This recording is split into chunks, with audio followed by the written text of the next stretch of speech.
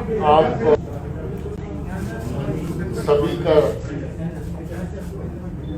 खैर मकदम है, मीडिया के दोस्तों का जो जिनके साथ काफी लंबे अरसे के बाद मुलाकात हो रही है।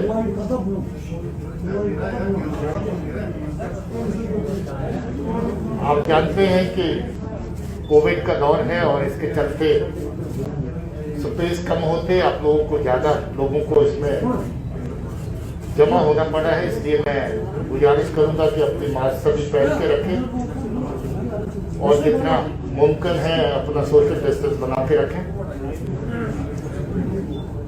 मैं ऐसे ऑपरेशन का जिक्र कर रहा हूं जिसका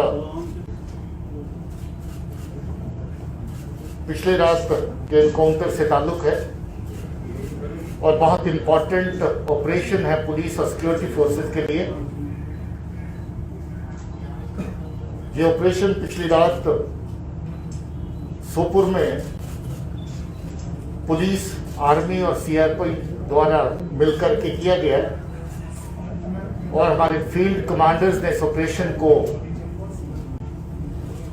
पूरी रात सुपरवाइज किया और सीनियर लेवल पे मेरे भाई जानब जीओसी साहब और आईजी साहब पल पल इस ऑपरेशन को मॉनिटर करते रहे। बहुत नीट एंड क्लीन साफ सुथरा ऑपरेशन हुआ जिसमें 3 बहुत ही खूंखार टेररिस्ट कमांडर मारे गए और ये तीनों के तीनों अपने आप में कमांडर थे क्योंकि बड़े लंबे अरसे से बहुत तरह के टेरर क्राइम को ये अंजाम दे रहे थे।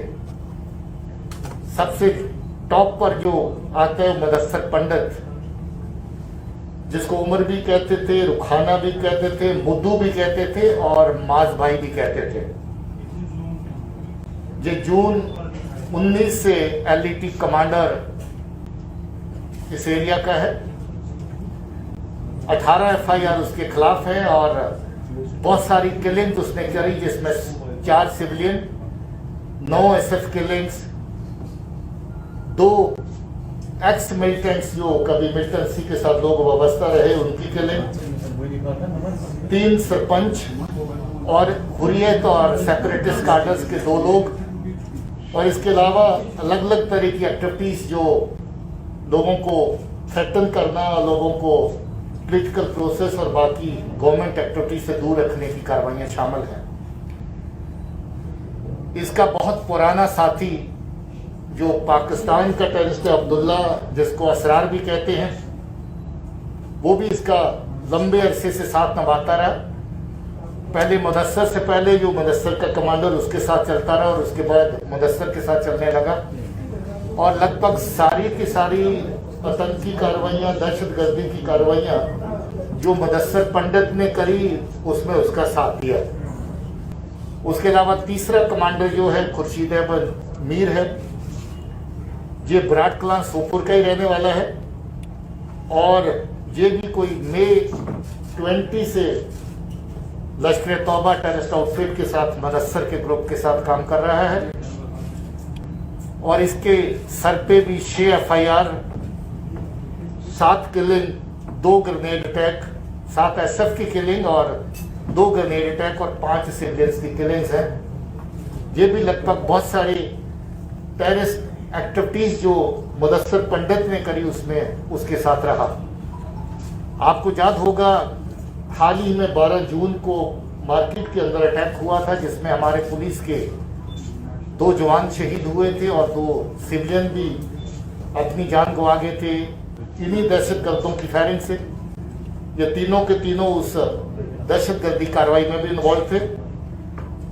उससे पहले इन्होंने म्यूनिसिपल बिल्डिंग जो है उसके ऊपर अटैक किया था मार्च के महीने में 29 मार्च को और उस इंसिडेंट में भी हमारे 2 म्यूनिसिपल काउंसलर और इसके साथ एक पुलिस के साथी हमारे शहीद हुए थे।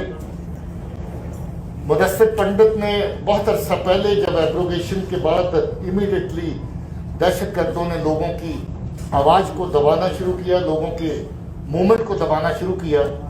उस वक्त एक फ्रूट मर्चेंट के घर पे जाके अटैक किया था जिसमें 3 साल की बच्ची भी जख्मी हुई थी।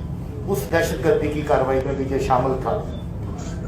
रात के ऑपरेशन की जो ज्यादा डिटेल है आपको मैं चाहूंगा कि आईजी साहब और जीओसी साहब दें, और उसके अलावा आपके जो सवालात होंगे ओवरऑल सिचुएशन के बारे में, you are welcome to ask those questions from me. Thank you so much. Operational की जो डिटेल्स हैं, जिसमें जो 3 टेररिस्ट हार्डकोर को न्यूट्रलाइज किया गया, उनका जिक्र डीजीपी साहब ने किया है। ये एक operation specific int based operation था, बहुत ही चैलेंजिंग ऑपरेशन था, लेकिन जिस सर्जिकल तरीके से सिक्योरिटी फोर्सेस ने जॉइंटली इसको अंजाम दिया वो काबिल तारीफ है। और जो इसमें इन्वॉल्व थे, मैं उन सबको कॉम्प्लीमेंट करना चाहूंगा। कल रात मौसम बहुत खराब था, एक बिल्टअप एरिया था, और इस बिल्टअप एरिया में जो ऑपरेशन है उनका बहुत चैलेंज होता है, क्योंकि कोलेटरल डैमेज होने के चांसेस बहुत होते हैं। उस घर के अंदर जो लोकल सिविलियंस वहां रह रहे हैं, उसमें मेल मेंबर्स हैं, लेडीज हैं, बच्चे हैं। और इस ऑपरेशन की एक खास बात है कि इसको अंजाम करते हुए किसी भी प्रकार का कोई भी कोलेटरल डैमेज नहीं हुआ। हमारे एक जवान को गन शॉट वुंड हुआ शोल्डर के लेफ्ट शोल्डर में, उसको इमीडिएटली रात को हेलीकॉप्टर के जरिए इवैक्यूएट किया गया और वो बिल्कुल सही सलामत है और स्टेबल है। उसके अलावा इस कंप्लीट ऑपरेशन को अंजाम देने में जो प्रोफेशनलिज्म सिक्योरिटी फोर्सेस द्वारा दर्शाया गया है वो काबिल तारीफ है।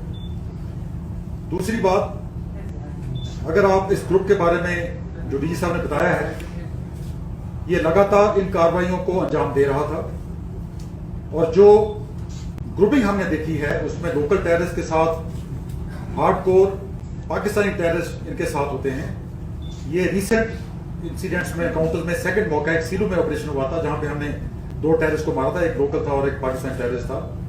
तो ये बड़ा एक नेटवर्क जो नेक्सस है जो एग्जिस्ट कर रहा है, और यही एक कॉज ऑफ कंसर्न है कि जो लोग इकट्ठे मिलके ऐसे ऑपरेशन को अंजाम देते हैं और इनोसेंट कश्मीरियों का खून बहाते हैं। इस नेक्सस को तोड़ना है, इस नेक्सस को डिस्ट्रॉय करना है, ताकि जो पीस एंड डेवलपमेंट जो जम्मू कश्मीर में हो रही है उसमें कोई खलल ना डाल पाए।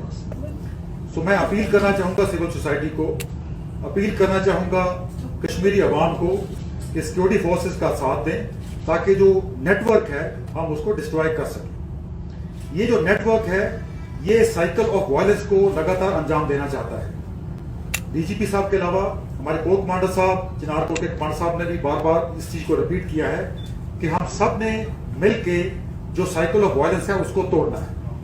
और साइकिल ऑफ वायलेंस को तोड़ने के 2 तरीके हैं, 2 पहलू हैं। एक, इस नेटवर्क को सपोर्ट देना बंद करना होगा ताकि इनोसेंट कश्मीरियों की जान ना जाए,